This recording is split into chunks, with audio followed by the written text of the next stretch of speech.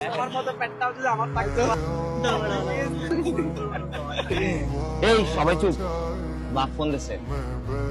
হ্যাঁ আব্বু, এই ভাই কোথায় তুই? আসতেছি আমি বাসায়। তোর পাশে কিটা? আরে কেউ না, তাড়াতাড়ি বাসায় আয়। আসতেছি বললাম না। তুই এক্ষুনি বাসায় আয়। আসতেছি আমি, রাখো। দূর ভাই, ভালো লাগে না। এই থাক, আমি গেলাম। আর বাপ ফোন দিচ্ছে, আমার আবার বাসায় যাওয়া লাগবে, কিছু কাজ আছে। চল আমিও যাই, নাহলে আমার বাবু কিছুক্ষণ পর কল দিয়ে বিরক্ত করবে। চল। এই দাঁড়া, আবার ফোন দিচ্ছে ভাই। বলতেছি আসার সময় মনে করো ওই জিনিসটা নিয়ে আসবি। বলছি তো আসার সময় নিয়ে আসবো, তাই না? নিয়ে আসবি কিন্তু তাড়াতাড়ি বাসায় আয়। আসতেছি আমি বাসায়, রাখো। বিরক্তি করো, মিজাজ খারাপ ভাই। বাইরে বেরোলে কলের পরে কল, কি যে হয় বুঝি না ভাই।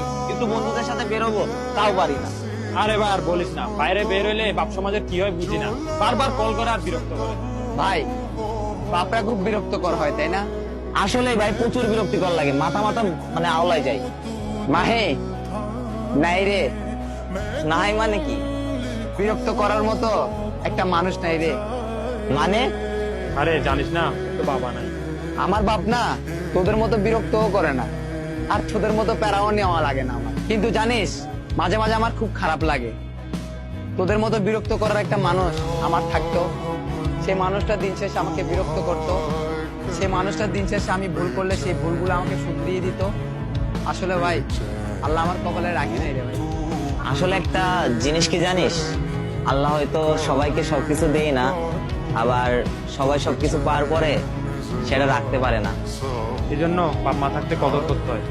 আমি আসলে না ভুলে অনেক সময় ওদের সাথে খারাপ বিহেভটা করে ফেলি। সবচেয়ে বেশি কষ্ট কখন লাগে জানিস?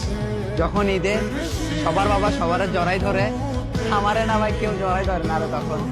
দেখ মাহি, আজকে যদি এরা আমার বাবা থাকতো না, তাহলে আমি বুক ফুলে চলতে পারতাম। আমিও তোদের মতো পড়ালেখা করে উচ্চ শিক্ষিত হইতে পারতাম। আসলে ভাই, আমার ছোটবেলা থেকে না বাবাটা ঠিকও নাই, খুব কষ্ট লাগে ভাই সবসময়।